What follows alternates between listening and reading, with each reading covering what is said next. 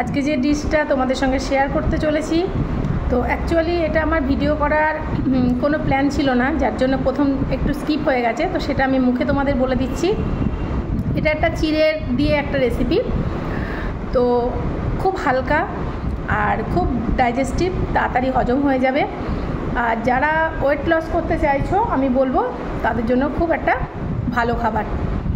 তো প্রথমে আলুটাকে ভেজে রাখতে হবে লাল করে, মানে যেটুকুনি স্কিপ করেছি সেটুকুনি আমি তোমাদেরকে বলেছি, তারপর তো তোমরা দেখতেই পাবে আমার রান্নাটা। আলুটাকে ভেজে লাল করে সাইডে রেখে দিয়েছিলাম। তারপরে কড়াইতে একটুখানি রিফাইন তেল দিয়ে তাতে সাদা সর্ষে, তাতে একটু রসুন কুচি আর কারি পাতা, তাতে ফোড়ন দিয়ে তারপরে পেঁয়াজটা একটু বড় করে, মানে একটু কুচানোর থেকে একটু বড় করে কাটতে হবে। কেটে তেলের মধ্যে পেঁয়াজটা দিয়ে জাস্ট একটু নাড়াচাড়া করে, পেঁয়াজটা কিন্তু একদম ভাজা ভাজা করতে হবে না, মানে আদা ভাজা আদা কাঁচা এরকম থাকবে। তারপরে আলুটাকে ওর মধ্যে দিয়ে দিতে হবে। আর এইটুকুনি স্কিপ করে গেছিলাম। দেন তারপরে তো তোমরা আমার রান্নাটা দেখলেই বুঝতে পারবে। তো তোমরা একবার অন্তত ট্রাই করে আমাকে একবার জানিও। আজকে সকালবেলায় মানে কি বলবো, ওয়ার্কআউটের পর ভালো লাগা একটা হেলদি ডিশই বানিয়ে ফেলি। তো ডিশটা যে ক্যাপচার করবো, মানে ভিডিও করবো, এটা আমার ধারণা ছিল না বা ভেবেছিলাম না, তাই হয়তো প্রথম স্টেপগুলো একটুখানি মিস হয়ে গেছে। দেন খুব বেশি যে মিস হয়েছে তা নয়, মানে কড়াইতে একটুখানি রিফাইন তেল দিয়ে তাতে সামান্য একটুখানি রসুন কুচি দিয়ে আলুগুলো ভালো করে ভেজে রেখেছিলাম। তারপর তাতে একটুখানি সর্ষে আর একটু কারি পাতা, কাঁচা লঙ্কা আর পেঁয়াজ কুচি দিয়ে একটুখানি ভেজে নিয়ে এই যে ভাজা বাদামটার সঙ্গে অ্যাড করলাম। অ্যাকচুয়ালি রেসিপিটা হবে চিড়ে দিয়ে রেসিপিটা করব, তাই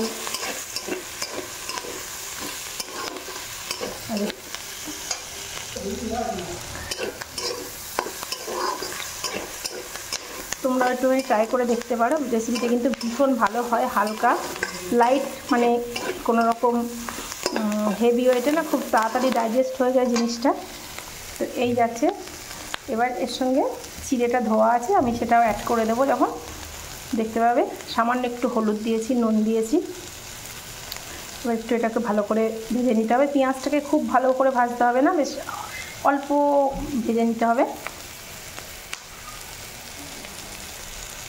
লুকটা ঠিক এরকম এসছে।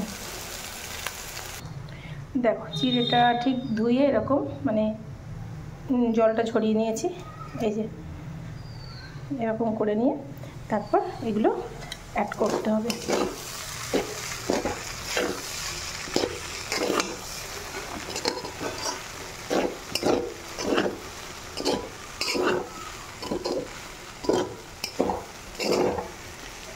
এর মধ্যে তোমরা নানা রকম সবজিও অ্যাড করতে পারো, যেহেতু আজকে আমার বাড়িতে সেরকম মানে যে সবজিগুলো অ্যাড করা যায়, গাজর, ক্যাপসিকাম, ওটা আজকে আমার বাড়িতে নেই বলে আমি অ্যাড করলাম না। তো দেখো ফাইনাল লুকটা এরকম তৈরি হয়ে গেছে, একদম কমপ্লিট। তোমরা চাইলে একটু ধনেপাতাও দিতে পারো, কারি পাতা দিয়ে আছে, না দিলেও চলবে।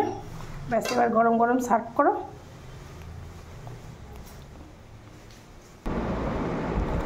দেখো বন্ধুরা, ready to my breakfast dish.